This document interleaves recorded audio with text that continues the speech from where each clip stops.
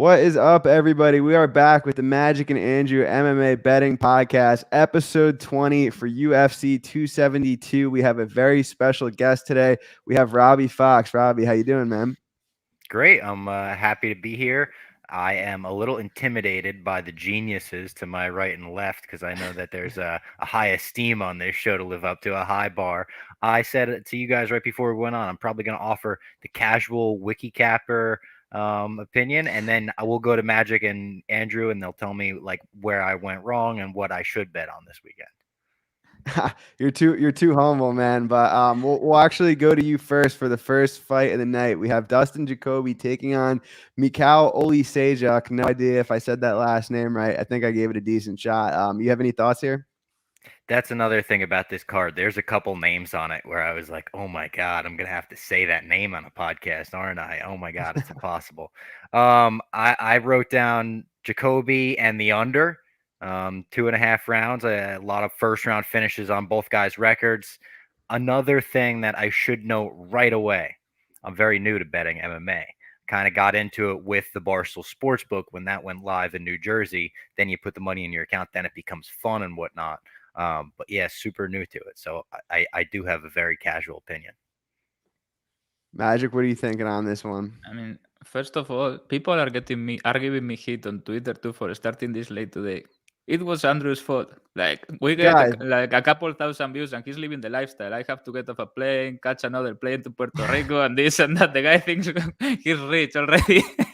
Guys, I literally bent over backwards to make a podcast happen this week. So you ungrateful pricks should just be happy that we're here and we have a great guest today.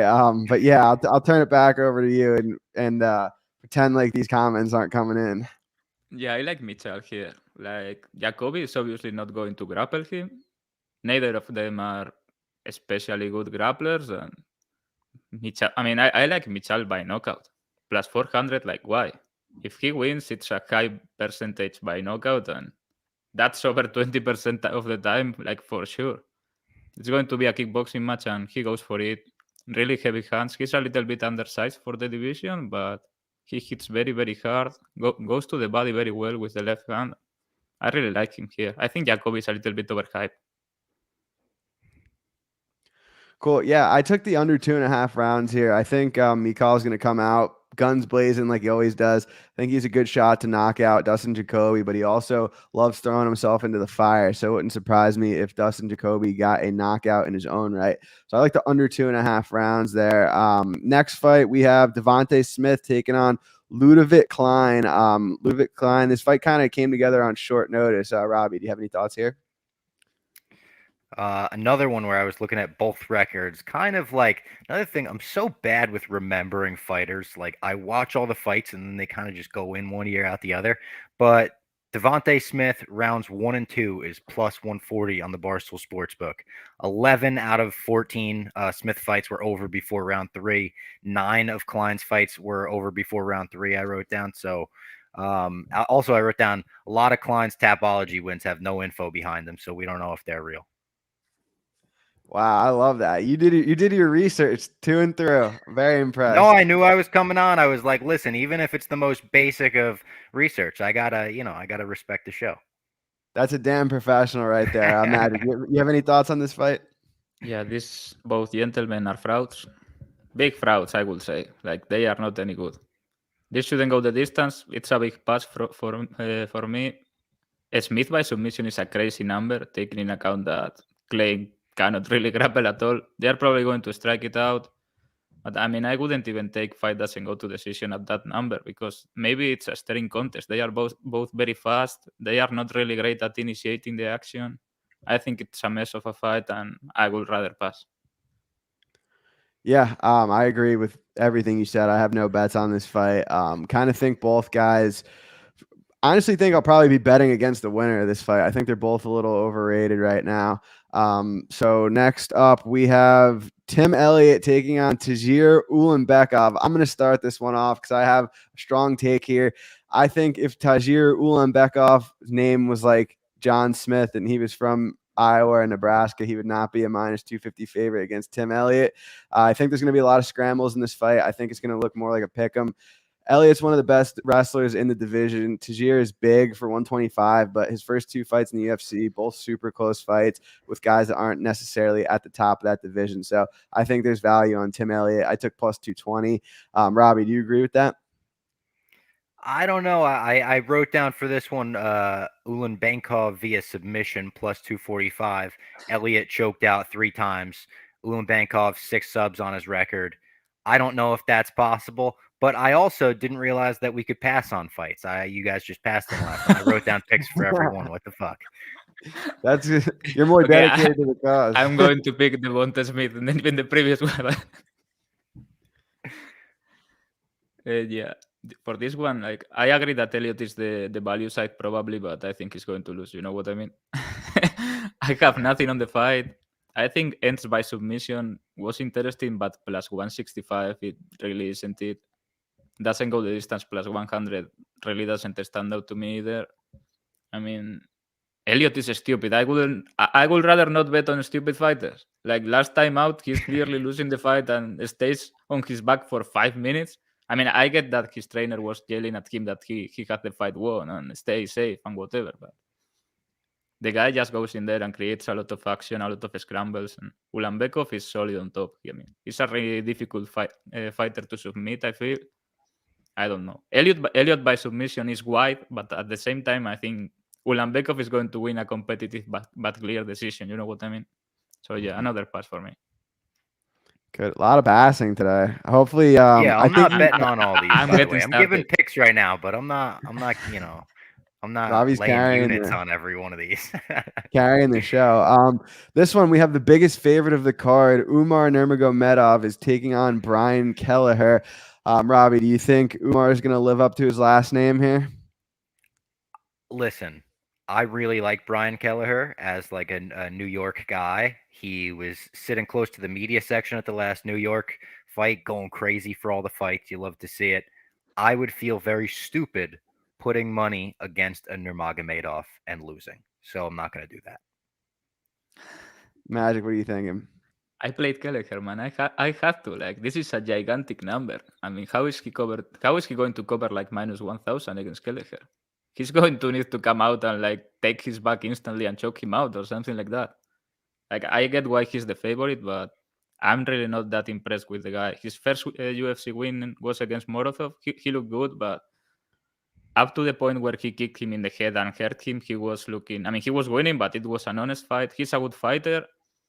I remember the first time I watched Umar Nurmagomedov, it was in Fight Nights Global. He looked like a 14-year-old, and my thoughts were, this guy is garbage. He's never making it to the UFC. He made it. I was wrong.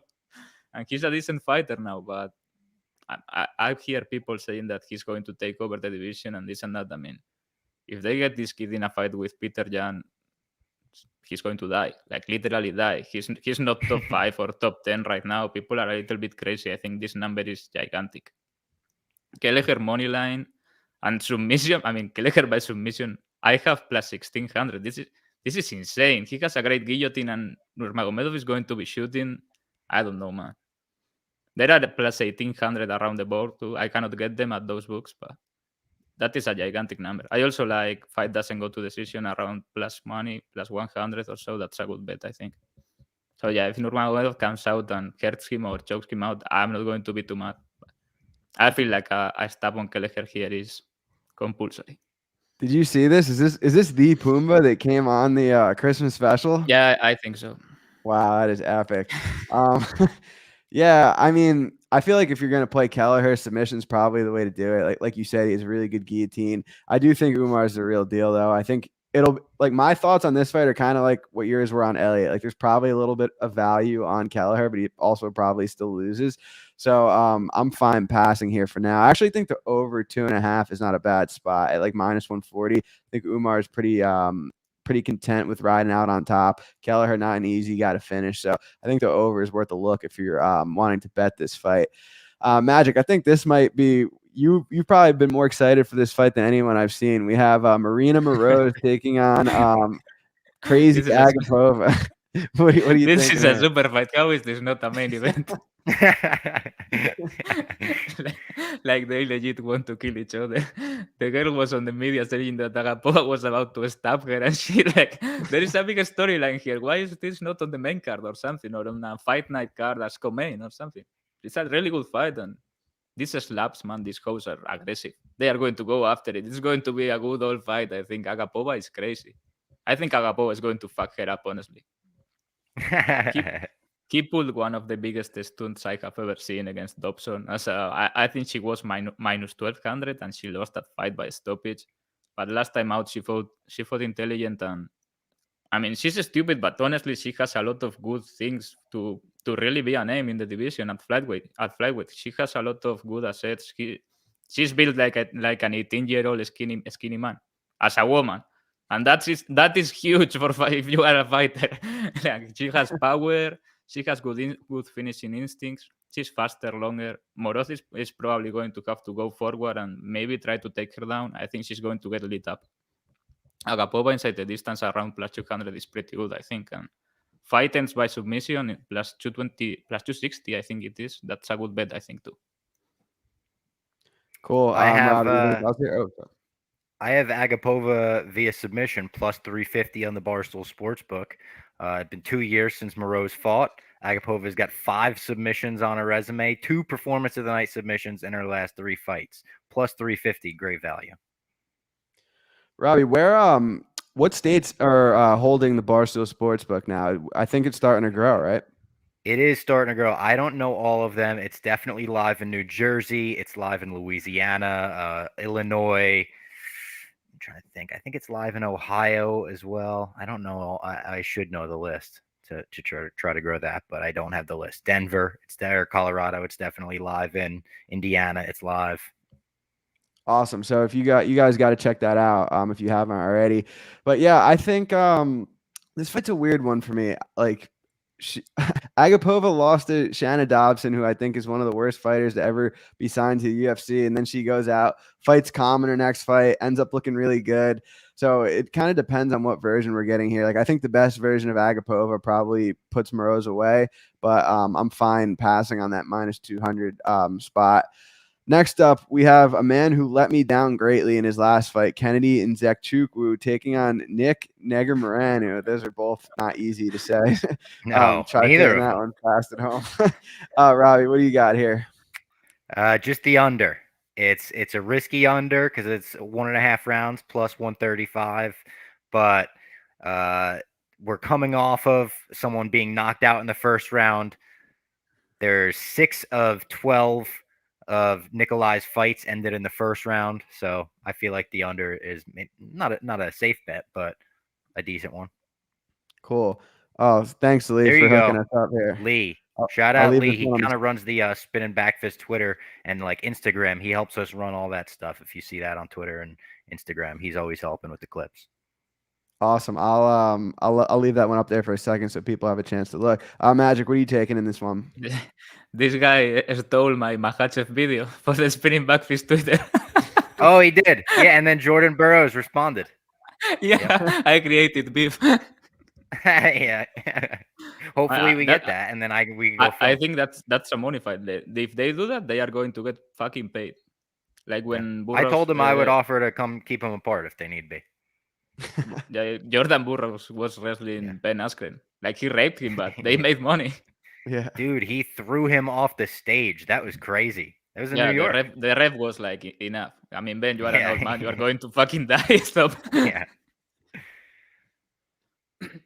Yeah, for this fight, I mean, I think this is flying under the radar too. Why there is no hype around the Transylvanian pain train? He's a legend. He fights dirty every fight. All the illegal moves he has done in 2 or 3 fights, all the possible illegal moves. Fence grabs, behind the back, eye pokes. Big bar brawl guy, man. Like, his last fight against, I bet him and I was happy about it, but he finished the fight with like 8 shots and 6 of them were illegal. It was kind of crazy. And the referee was just fine with it. I think it was Beltran, horrible referee, by the way, in my opinion. It was I had Villanueva in that fight. I was like, come on.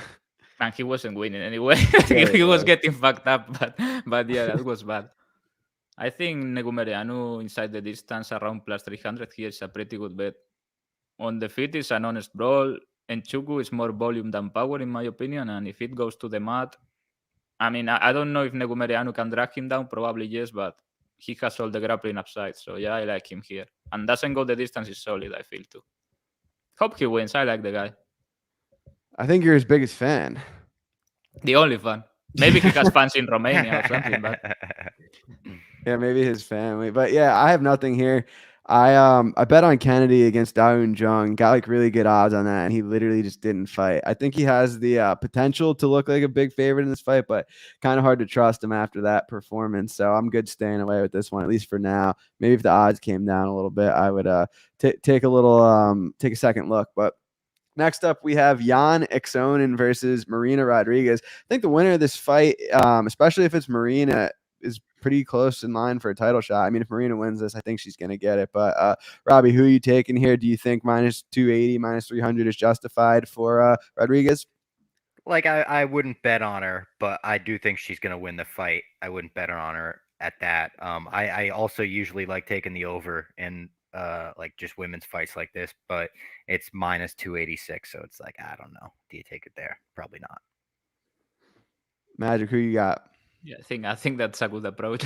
Like, yeah, Marina is probably going to win, but Mandel, this line is wide. I mean, if it is a striking contest and they are probably going to strike it out, it's wide. I still favor Marina, but if she decides to try to grapple, she can probably get her down. And on bottom, Xiaonan is pretty bad. Like last fight was real bad against Carla Esparza. She made Esparza look like Habib. It was crazy. So yeah, I don't know. I feel like Xiaonan by knockout plus 1200 is a big number, but I mean, I don't know. Probably has some value, but I don't know. I think this is a low key contender for fight of the night, in my opinion. Yeah. I think in the pocket, Jan's very good. I think in the clinch is where what separates Marina Rodriguez. I think when they're in the clinch, she's going to be landing knees. She's going to be the one controlling the movement. And so I guess like if I had to bet this fight, I'd probably bet Jan, but I also am picking Marina to win. Like it is a pretty wide price tag. Like I probably think she's like 65, 70%. KOs at that weight class are just pretty rare, especially with two very good strikers who both know what they're doing defensively. So I think Marina by decision is what I'm picking, but no bets on the fight for me. Next fight, I do like a couple bets, so I'll kick this one off. Jamie Mullarkey is taking on Jalen Turner. Jalen Turner is about a minus 160 favorite in this fight. I think Jamie Mullarkey, if he could get out of those early exchanges, is going to look like the favorite down the stretch. He's very good cardio, very durable. Jalen Turner has fought a pretty bad level of competition for someone who's in the UFC. I mean, like he's fought Uros Medic. He fought what's that guy? Brock Weaver. So both guys who aren't really UFC caliber, in my opinion. I think Mullarkey might have to go through a little bit of trouble early, but he's very durable. I mean, he ate some brutal shots in his last few fights, and he was completely fine. So I like Mullarkey money line. I like the over 1.5. I was actually really surprised that set at 1.5 instead of 2.5. So I like Mullarkey. I like the over, and yeah, gonna ship it for the boys again, like he did against Smith as a dog. So Robbie, what do you have in that fight, if anything? I feel like you kind of just like spun me with that little explanation there, but I wrote down Jalen Turner via submission at plus 500, 2 rear naked chokes in his last 2 fights, and Mullarkey isn't necessarily known for his ground game. I don't think so. I don't know. I saw plus 500 at that for a favorite and kind of like that. Yeah, that's definitely worth a look. Magic, you looking at that as well, or are you like a little Mullarkey tour? I don't know if there's going to be much grappling at all. I tend to think Mullarkey has more grappling upside, like get on top, some takedowns and this and that. I think that they are going to strike it out, and I think Mullarkey is the side. Like he has a ridiculous chin. Goes forward, big power, goes to the body well. He's improving. Last performance was impressive in my opinion, and yeah, Turner has fought like pretty bad guys. The ones you told, and also this Oceania champion, I forgot his name. He was real bad, this guy. The guy that fought Jourdain to a draw, that was bad. Culibao. Yeah, Joshua Culibao. What a legend. Yeah, I think if Mullarkey doesn't die in the first exchanges, first couple minutes or first round, he probably is a good live entry too. I like Mullarkey inside the distance. I like him late. Yeah, I think Mullarkey round 3 is a pretty good look here. Cool. Yeah, I think so as well. I'll stick with you for Greg Hardy versus Sergey Spivak. You have anything? I passed on this fight. I can see it going a lot of ways. You know, I was looking at the fight and at the prices, and I mean, Hardy money line straight up plus 175. There was probably some value there. If he can keep it standing, he's probably the side. But his grappling is just so bad, man. The guy is gigantic, but he cannot do anything on the ground. Literally, like the last time out, he got put on the ground, and that was it. He looked like, I don't know, my mom could pound him out. He had nothing. He was laying on his back like on one side. He had no idea what to do. If Spivak gets on top of him, it's over. Like he's going to get punished bad. So yeah, it's a pass. I don't really know if Spivak can take him down. He's gigantic, but I tend to think he can, or at least like make him tired and later on the fight get a takedown late round 2, round 3. But I don't know. He may get a straight up bombed. Hardy is gigantic, has power, and is a good athlete, but he's not really good. His knockout against Tuivasa was funny though. Yeah. I was there for that. Man, Tuivasa was out. Awesome. Like he was like one punch away from putting Tuivasa on the third row, you know, and he rushed it. But Tuivasa is out to fight for the title. The division is a trash can. Dude, think about this. If say like Hardy knocked out Tuivasa, I don't think he'd be the underdog here. Like I think it would be a pick'em, honestly. Hardy versus Derek Lewis will have been good. Hardy versus who? Derek Lewis. Yeah, that would be good. I hope it still happens at some point. I feel like if Hardy wins this, maybe they could make that. Yeah, they can make it a comeback fight for Derek Lewis. Just a gimme. Yeah. Yeah. What do you have here, Rob? I would never bet on Greg Hardy. I think he's a piece of shit. So I took Spivak inside the distance plus 120. Hardy, I don't think has a single win over anyone in the UFC at this point, right? Like still in the roster? I don't think anyone's still on the roster. I don't know. He beat, who did he beat? Like 2 losses in a row now, right? Jordan De Castro. He loses here, cut him. I don't think they are going to cut him. Like for some reason they keep him. Like he does good ratings or something, right? I don't really know how famous people he was like to try to see him. They want to see him get knocked out, you know. Yeah, I think that's their storyline. Like, oh, he's a bad guy. The second chance storyline, this blah blah. He looks like a piece of shit, honestly. Yeah. He's a weird guy too. Like some of the stuff he says in his interviews is like he just seems off to me. I don't know. Did you see he said today he's 296? That's insane. He's huge. Yeah, I think he said 291, but it's still like a gigantic cut for fight weight for a heavyweight. Like it's over 25 pounds, and he's fat. It's not like he's going to sweat it. I don't know, man. Maybe he doesn't make it. Well, I think didn't he have to use the extra 2 hours? 2 hours. Yeah, it was a close call. Yeah, I think Hardy's the side here. I mean, he's going to be way bigger than Spivak. He's more athletic, better on the feet. Like, I don't think it's a given Spivak's going to get takedowns here. And if he does, like, I don't know. Hardy, when he fought Tibera, like, he looked really good in round 1. I think Tibera was like plus 500 going into round 2. But Hardy kind of just emptied the gas tank early. I think if he fights it a little bit more, pastier, he might be able to outpoint Spivak. Like, I don't think that it's a lock that this is going to be like a quick fight. Like I saw someone say that, oh, if Spivak could get out of round 1, like he's going to win this fight. Like, I don't think that's a given. I think every time Hardy hits Spivak, he's going to be in trouble. Spivak's not very good on the feet. Could he get takedowns? Yeah, but Hardy's a gigantic guy. He's a good athlete. And I think plus 180, I'm fine taking the shot. So I played Greg Hardy for a unit at plus 180. Kevin Holland versus Alex Oliveira. We have Big Mouth taking on the father of 100 different kids. Robbie, do you have anything here? I don't like Oliveira. Never have, never will. I think he's a guy who could get cut if he loses here. And I think he will lose here. But I'm also not like so high on Kevin Holland. So I'm going Kevin Holland via decision at plus 250. Maybe a risky cut. It's his first time down to 170. We don't know how that's going to go for him. So I'm going to go Kevin Holland via decision. Magic? Yeah, he's going to make it easy. Don't worry about that. Like he's a welterweight fighting at middleweight. He shouldn't be really. Oh, I think he's gonna make the weight, but I don't know. maybe fucks Yeah, it up. he was weighing in at 183 at middleweight. Like he really didn't want to cut anything. Like the guy is just lazy. I feel he should definitely be at welterweight. Why don't you like Oliveira? I think he's a funny guy. I mean, he's not a bad guy. He's just Brazilian. They see life in a Didn't he different miss way. weight a bunch back in the day?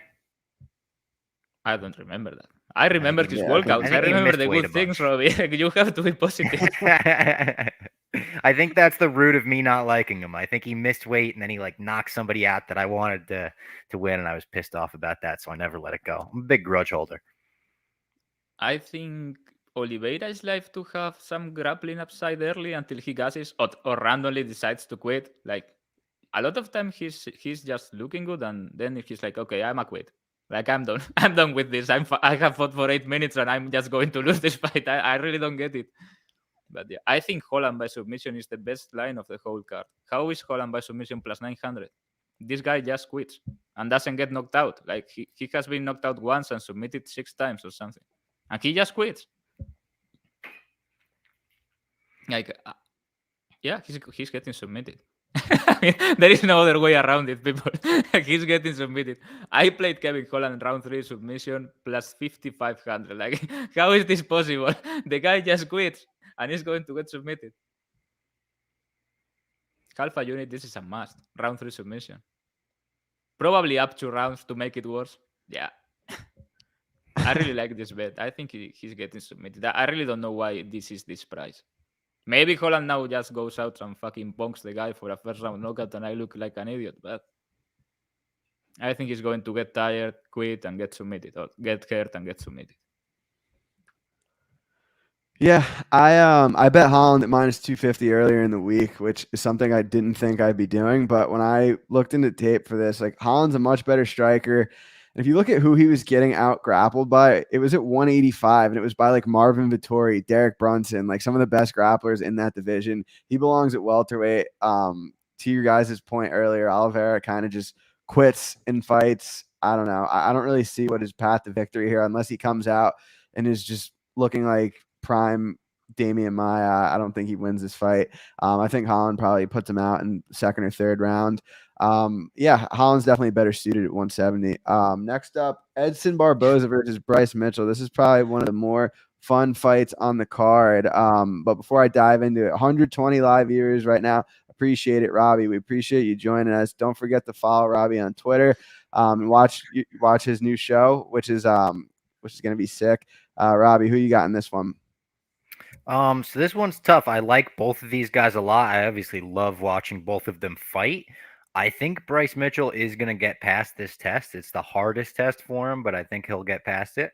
And I'm going to go with Bryce Mitchell via decision at plus 250. If Bryce isn't submitting somebody, he's taking them to the judges. So I feel like that's a decent bet. And 9 of Barboza's last 16 went to decision. So I have faith that Edson will hang in there, but I don't think he'll be able to get the job done. Yeah, I think I agree with what you said about the decision prop. Like, I just really don't see Bryce Mitchell submitting Edson Barboza. He's very position over submission. Barboza is hard to finish. Like even when like he fought Khabib and he fought Kevin Lee up at 155, and like those guys didn't just like take him down and submit him right away. So I don't think that. What? I thought he was dying that fight. I swear to God, man. That I was remember it bad. like it was today. after one round with Khabib, I was like telling to myself, "This guy is going to fucking die in here."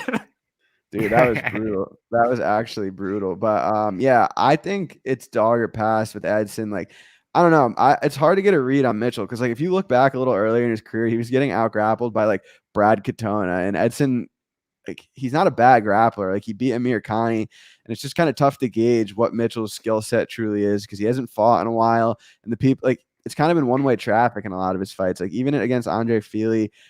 Fili had his moments and he had get up. So I don't know. I think you actually had a great tweet today, Magic, saying this could be like one of 3 outcomes. And I really think I like completely agree with that. Like Mitchell could either take him down and just rack him, like, or Edson could KO him, or it's going to be one of those weird fights where like Mitchell can take him down, but he can't really hold him down. So it's just a battle of like Mitchell getting a lot of single legs versus Barboza doing all of the damage on the feet. I haven't seen if there's a line for it yet, but Barboza's scorecards no action, I think, is a good spot if he's like plus money or close to evens. Is there a line for that yet? Plus 120. We talked Yeah. about this actually. Yeah, we did. I sorry, dude. I've been traveling like all around the world. I'm tired right now, so I'm running on fumes here. Talk to us about this one. I'm traveling around the world. I'm a rich guy. I was rich before Joel Alvarez lost to Armin last week. That was that was the only fight I watched. I told you because I was out. I had set up an alarm in my phone. So at 1 a.m. local time, I had been out since 3 p.m. like drinking for 10 hours, and the alarm goes off. I get out of the bar, put it on the phone, and it's Robocop versus Petrosian, round 3. And I swear to God, Andrew, I have not seen the fight, but they are on the feet striking this out, and suddenly they are on the ground, and Robocop has a body triangle on, and I have no idea how that happened. Like I have not stopped looking at the screen. You know what I mean? And I was like, when you are drunk and you are talking to yourself, I was like, holy shit, you are fucked up. Dude, you got to watch that fight back because I thought that was a weird scorecard. Like RoboCop was like minus 1,000 live. It was weird. I had submission pretty big. He didn't shoot until the 3rd round, and then he took him down right away. Like Nuts. I thought I was getting it. He was on his back. I don't know how he got there, but I was like, okay, this is cashing, and didn't happen. And then Joel, oh my God, that cut, man.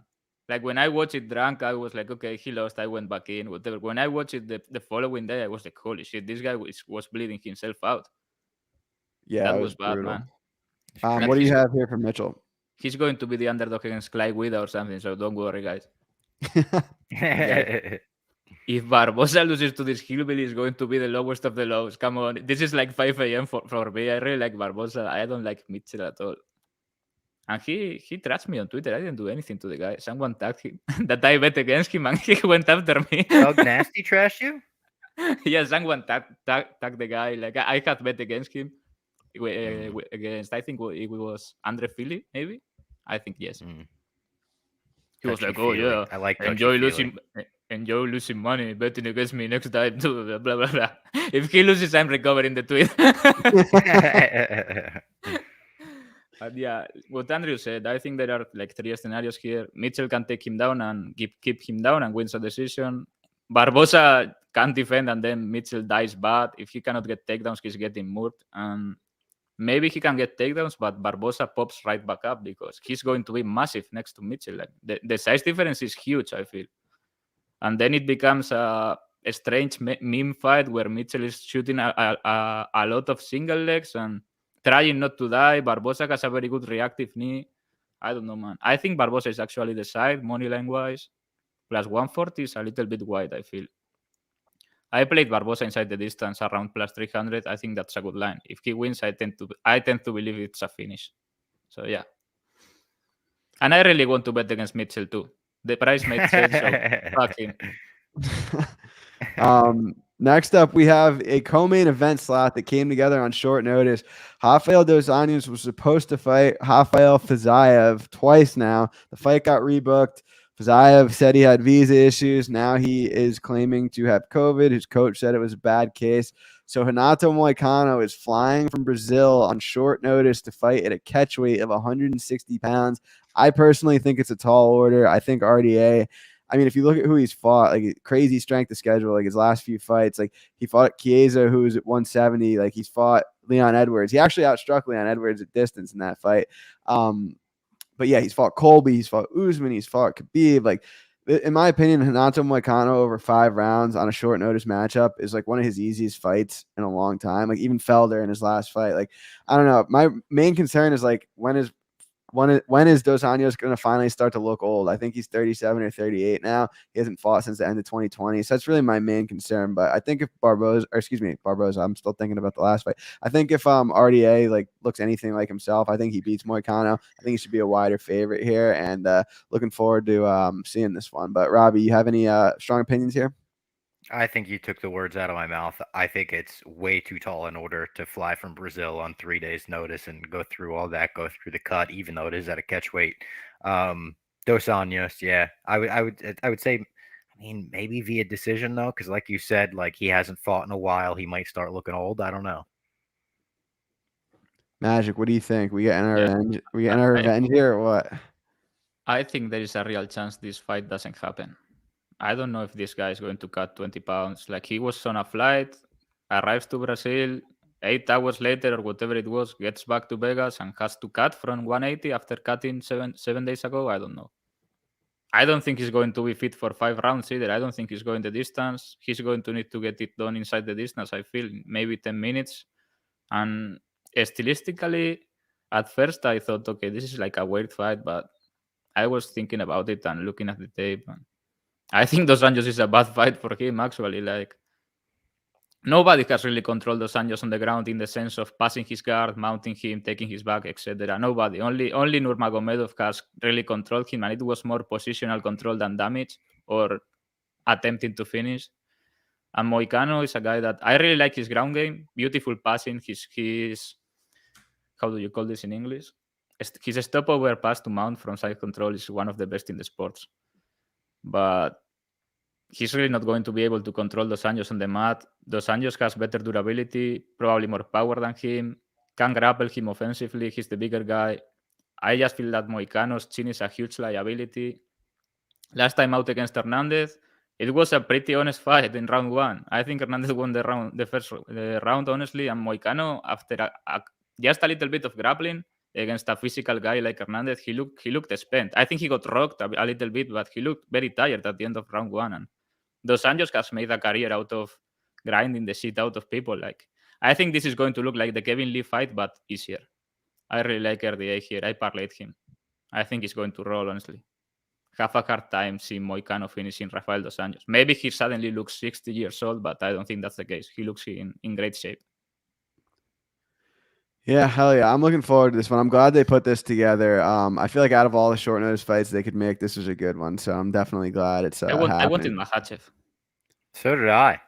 See, Dana Really? I said didn't today really care for that Islam turned it down.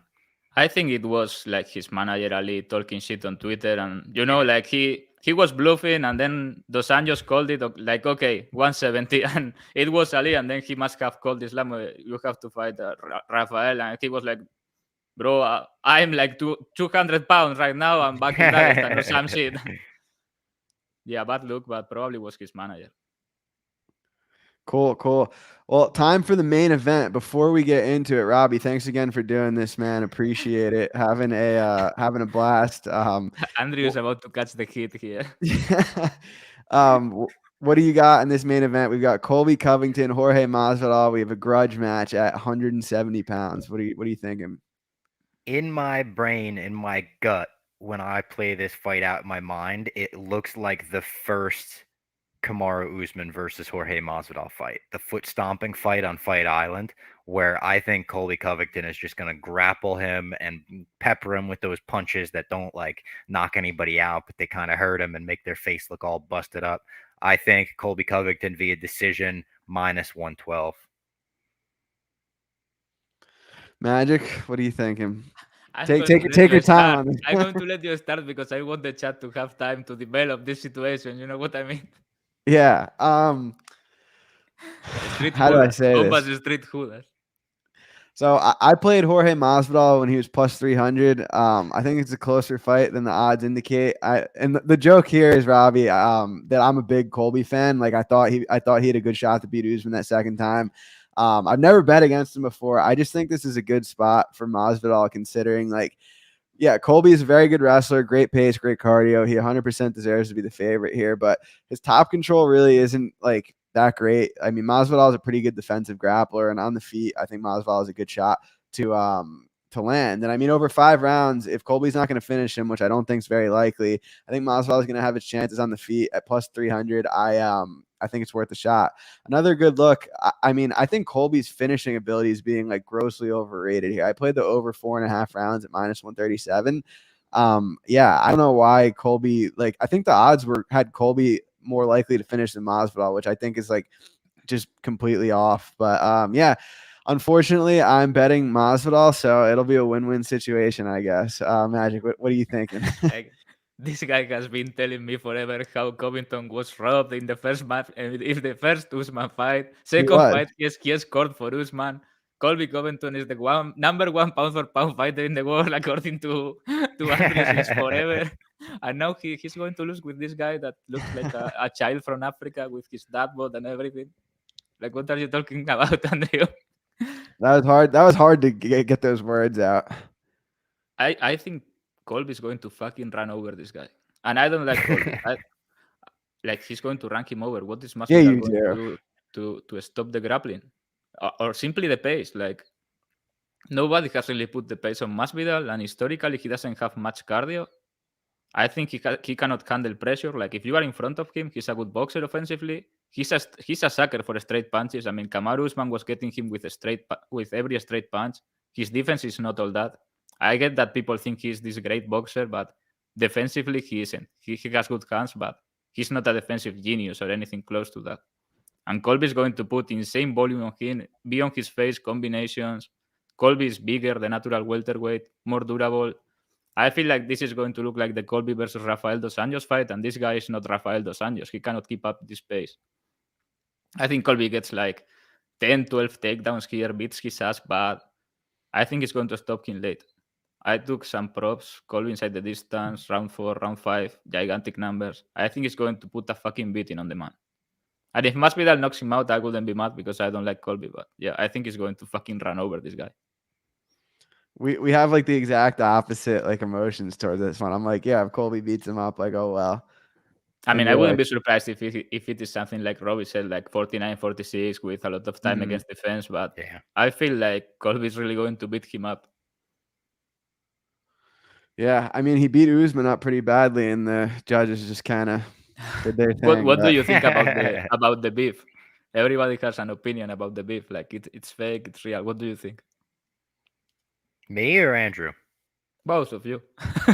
I saw a clip today someone posted. It might have been Niall McGrath, where he was like asking Colby 2 years ago, like, what do you think about the prospect of you fighting your best friend? He's like, I think it's a brilliant business opportunity for both of us. I think we both feel the same way about that. So, like, I don't know. I mean, I tried to like kind of poke at Dana today and be like, compare this to other beefs. And he's like, oh, this is as real as possible. I do think it's like real. I think they're hyping it up. I think after the fight, they're going to fucking hug and do the same thing that Colby and Kamaru did. Yeah, they are hugging after the fight. The meltdown on Twitter is going to be very funny. They are hugging 100%, I think. Andrew and I have a friendly bet about this. Yeah, I don't think, like, I can't even wrap my head around the fact that you guys think that it could be like fake beef. Like, they literally got kicked out of the gym for it. Like, unless they're like both amazing actors, like Hollywood star actors, and everyone else in the gym is in on it. I mean, I just can't even see, like, some of the stuff they talked about super personal, like Masvidal's wife. Colby has been playing a character for like 4 years. Yeah, of course he has. Like, he's a good boy. He calls his mom every day. I'm sure he calls his mom every day. Wait, every trainer loves him. Like I think it's real, but like they just turn it up. You know, they kind of crank it up to 11 when the cameras are on. I think it's fake. And if it is you real, think entirely? Dude, Masvidal maybe not entirely, but guy. it's exaggerated like 1,000 times more, whatever it is. I don't think it's real. I think it's exagerated. But then again, like I think back to like Masvidal and Askren, and that was pretty real for Masvidal's end until that one was post-fight. I don't think Masvidal like has it in him to like do a fake beef. It just doesn't really seem like his thing. Man, Masvidal is a pathological liar. There should be a prop on if they hug or not at the end of the fight. That'd be the most fun. We have a dinner bet. Me and Magic have a dinner bet. But if it is like embrace each other, like shoulder to shoulder, and shaking hands, yeah, that counts, right? Like it has to be like they have to like wrap around. That's a hug. That's not fair. I think that's not fair, Andrew. Like if Covington is like one hand on his shoulder and they if they do the thing where it's like they talk and then in the post fight presser people are like, what did you say to each other in the octagon? And they're like, I'll leave it at that. Like if they do that, it's definitely a hug. Yeah, I like this. Yeah, they have to like embrace like for it to be the I think they're gonna do that. No, dude. Honestly, if that happens, I will not root for Colby ever again. Turn the TV off. Yeah. Burn your American flag. That's a goddamn lie. No, I'm so serious. He's on camera talking to Usman saying it's all good, bro. I know. I was so mad he did that, dude. I was so mad. I was so mad he did that.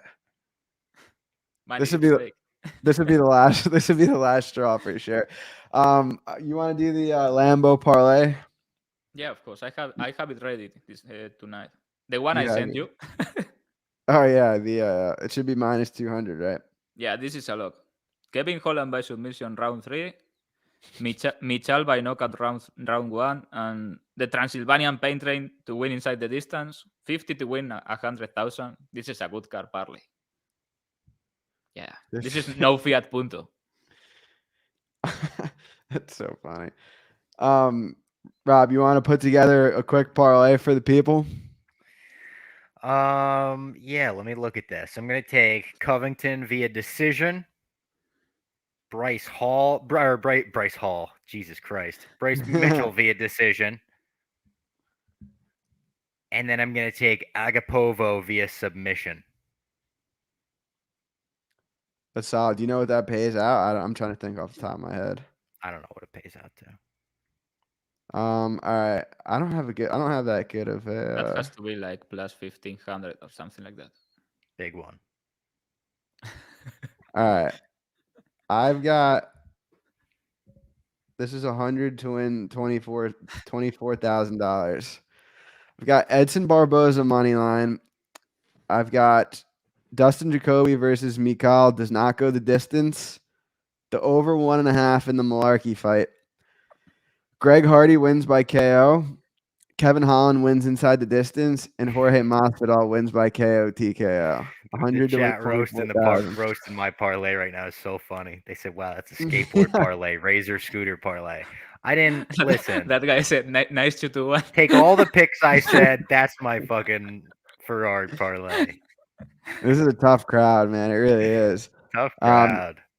If you guys have any questions, we'll hang around for another few minutes. But Rob, thanks for coming on, man. We appreciate it. Yeah, thank you. Yeah, man. totally. This was a I good one. appreciate you guys having me. You guys are talked about all the time in the Barstool office among like Ev and Jack Mac, former guests.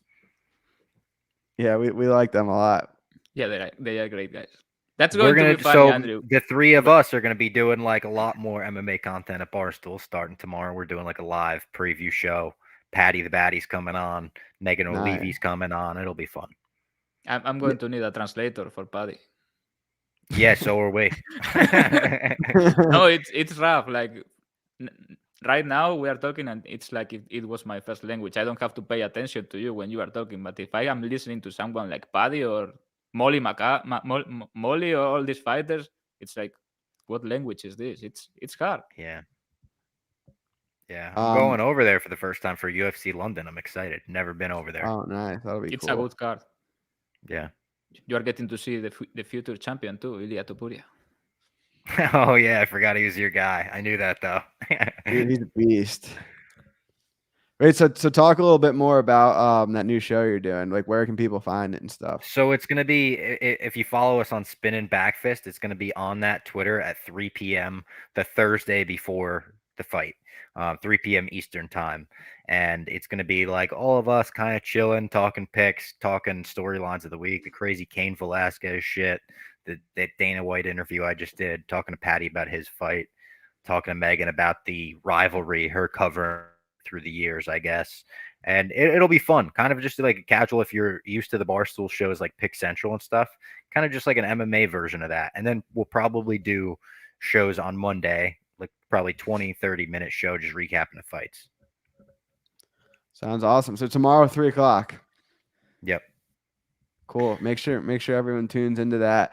Follow Robbie on Twitter. If you haven't, like and subscribe. Magic, any parting words? It must be the first day people really don't have questions. We Yeah, need no. a review of Tsarukyan versus Alvarez. Honestly, I watched that, I don't know if yesterday or 2 days ago, and Alvarez was perfectly fine until the elbow. Obviously, Tsarukyan was winning on points on top, but like for betting purposes, I would have liked, if Alvarez was to lose, I would have liked Tsarukyan to control him for 3 rounds or really pass his guard and punish him. Or the fight didn't show me anything. He tried really hard to pass his guard and he couldn't. You got that? Like, he was trying really, really hard. Yeah, it was hard to pass. He couldn't, but then, I mean, the fight should have been called in the corner. I feel like I don't think I have ever seen a fighter bleeding like that. Maybe a couple times, but it was like a kitchen sink, like a broken pipe or something. And he went out for round 2, but the guy couldn't see anything. Like it was over. He took punishment for no reason. That was a bad call by the doctor. Like they stopped the bleeding, but because the guy put like 100 pounds of Vaseline in his face. If you see the photo, it's like a pack. But the moment he touched that, it was bad. And yeah, I don't think Alvarez looked particularly bad or anything like that. He's going to be a ridiculous number against someone not good. I think it's going to be someone out of Jim Miller, Klein, and Bobby Green. One of these three. I hope it's Bobby Green, man. I hope. Alvarez is going to beat the living shit out of Bobby Green. And people are obviously going to beat Bobby Green. Who's your favorite fighter outside of McGregor? Maybe a strange pick to some people, but it's Joe Lozon. He was like a fighter that he really like got me into the sport. Talk about like bleeding like a stuffed pig. Him versus Jim Miller. Like he was one of the fighters that early on when I first started watching, like I couldn't miss when he would fight. So he's like kind of the guy I go to all the time because he had the most bonuses for a long time. He's still up there with the most bonuses. I mean, he has some of the most legendary fights out there. Smart guy too, Joe Lawson. He's a software engineer. Yeah. Yeah, it's a good pick. I was gonna make a joke earlier that you're like the only person who's as big of a McGregor fan as I am.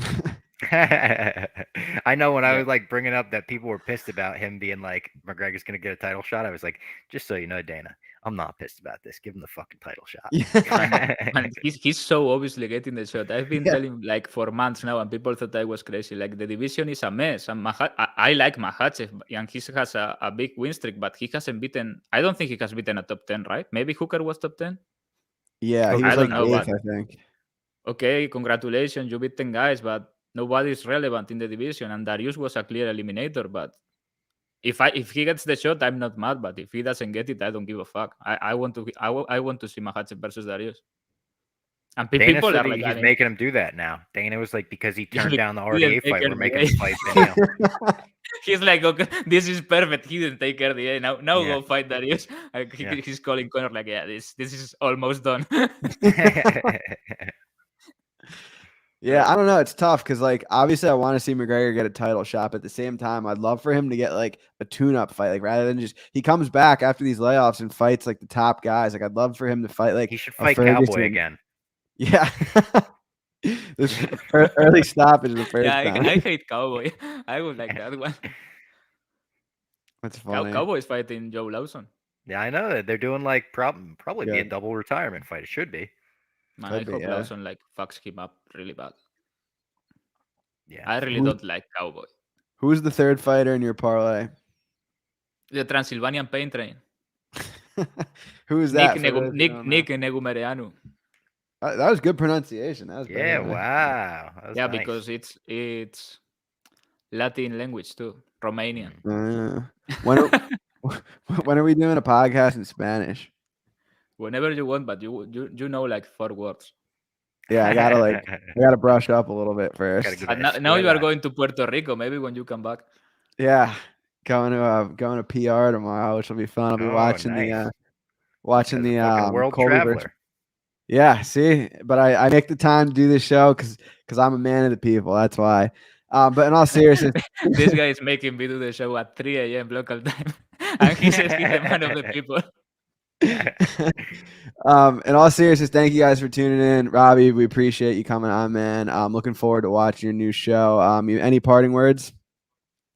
No, I guess follow Spinning Back Fist social media accounts. We'll have new shows on that, new clips and whatnot. And thanks for having me. I appreciate it. Pleasure. Magic, what do you got for us? Any final goodbyes? Yeah, thank you for coming in, Robbie. Good luck with the new show, and I think this could be a really good card betting wise. There are good numbers around. Maybe now we failed tremendously, but I think it's going to be a good one. Yeah, it's going to be sad when Colby has a great win and Andrew bet on the other guy. I'm going to be remembering him forever. Like, you remember when you were a fucking traitor to your guy, Colby Covington? Dude, go past the street, Judas. If he comes out and just like beats the shit out of Masvidal and like knocks him out, I might just never come back from Puerto Rico. I might just like change my name. Man, he's going to rank him over like real bad.